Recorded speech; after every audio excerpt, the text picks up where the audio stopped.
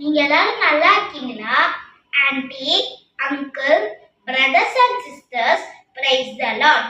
ஏசப்பா நமக்கு இன்னைக்கு கொடுத்திருக்கிற வார்த்தையை பார்க்கலாம். மத்தேயு 4ஆம் அதிகாரம் 19ஆம் வசனம். என் பின்னே வாருங்கள், உங்களை மனுஷரை பிடிக்கிறவர்களாக்குவேன். ஏசப்பா இதுக்கு நம்மளுக்கு ஒரு கதை கொடுத்திருக்காரு. இந்த கதையோட தலைப்பு மீன் பிடிக்க வந்த பேதுரு. ஒரு நாள் பேதுரு, அந்திரேயா, யாக்கோபு, யோவான் மீன் பிடிக்கிறவங்களா இருந்தாங்க. அப்போ ஒரு நாள் ராத்திரி பேதுரு அந்திரேயா, யாக்கோபு, யோவான் கிட்ட கேட்டாங்க, நம்ம இப்போ மீன் பிடிக்க போலாமான்னு கேட்டாங்க. அவங்க எல்லாருமே ஓகேன்னு சொன்னாங்க. அவங்களும் ராத்திரி ஃபுல்லா மீன் பிடிச்சிட்டு இருந்தாங்க. ஒரு மீன் கூட வலையில மாட்டல. வலைய போட்டு போட்டு எடுக்கிறாங்க, ஒரு மீன் கூட மாட்டல. காலையில ஆயிடுச்சு, ஒரு மீன் கூட ஆனா மாட்டலையா. ராம் முழுவதும் மீன் அவங்களுக்கு மாட்டவே இல்லையா. அப்போ அவங்க ரொம்ப சேட் ஆயிட்டாங்க. இப்ப வீட்டுல போய் எவ்வளவு மீன் கிடைச்சிட்டுன்னு கேட்டாங்கன்னா அவங்க என்ன சொல்றதுன்னு தெரியாம சேடாயி கரைக்கு வரும்போது ஏசப்பா அவருடைய ஜனங்களுக்கு சுவிசேஷம் சொல்லிட்டு இருந்தாங்களா.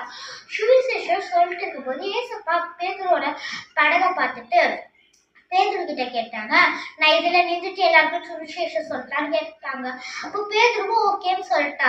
அப்போ ஏசப்பா அவங்க எல்லாருக்கும் என்ன சொன்னாங்கன்னா, நம்மளோட எனிமீஸை நம்ம நேசிக்கணுமா, நம்மளுக்கு விரோதமா எழுதுறவங்களுக்கு நம்ம ஜபம் பண்ணணும்னு எப்போ சொல்லி முடிச்சுட்டு பேதுருவை பார்த்துட்டு நம்ம இப்போ காலில் போய் மீன் பிடிக்கலாமான்னு கேட்டாங்க.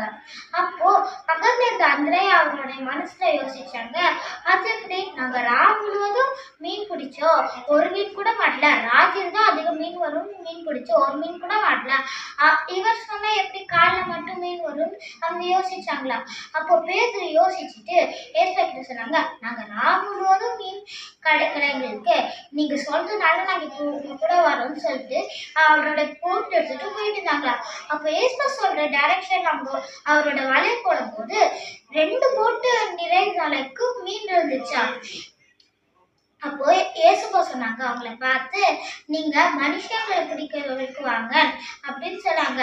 இதுல இருந்து நம்மளுக்கு என்ன தெரியுதுன்னா, இப்போ நம்மளுக்கு ஏசப்பானை பத்தி தெரியும்ல, இப்போ தெரியாதவங்களுக்கு நம்ம ஏசப்பானை பத்தி சொல்லும்போது அவருடைய அன்பை அவங்க மற்றவங்க கிட்ட சொல்லுவாங்க.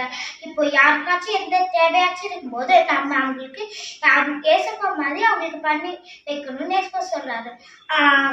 உங்களுக்கு இந்த வீடியோ பிடிச்சிருந்தா லைக் பண்ணுங்க, ஷேர் பண்ணுங்க, உங்க ஃப்ரெண்ட்ஸ் அண்ட் ஃபேமிலி ஷேர் பண்ணி சப்ஸ்கிரைப் பண்ணுங்க.